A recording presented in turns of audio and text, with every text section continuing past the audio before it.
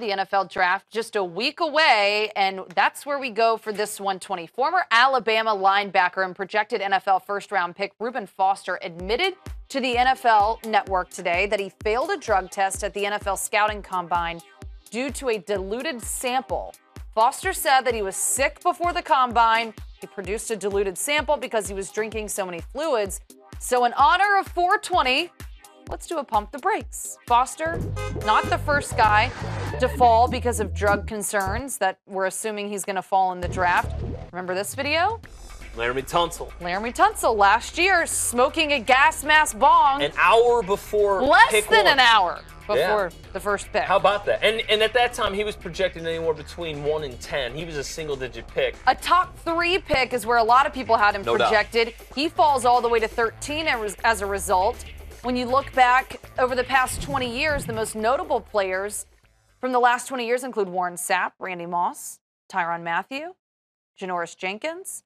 Do you think that history proves the team that drafts Reuben Foster will get great value, or are you going to pump the brakes on that? Don't forget Robert Nkemdiche from last season.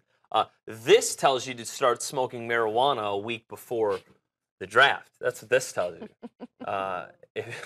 I don't think anyone should take that advice. Well, if you're in a state where it's legal and you're 18 years old, I mean, I don't want you to break rules or the law, but in a way... Which would be breaking rules in the NFL. For their profession, absolutely. But there's slaps on the wrist, and I'm not saying you should smoke marijuana. By the way, I do want to say this graphic's sort of misleading because that is not the full census of guys that have been dinged.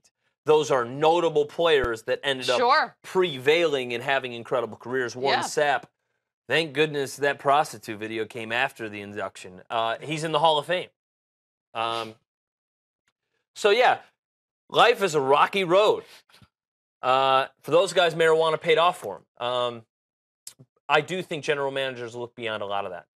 Do you think that that's going to be the case? Because this is a diluted sample, which they kind of lump into this category of failing a drug test.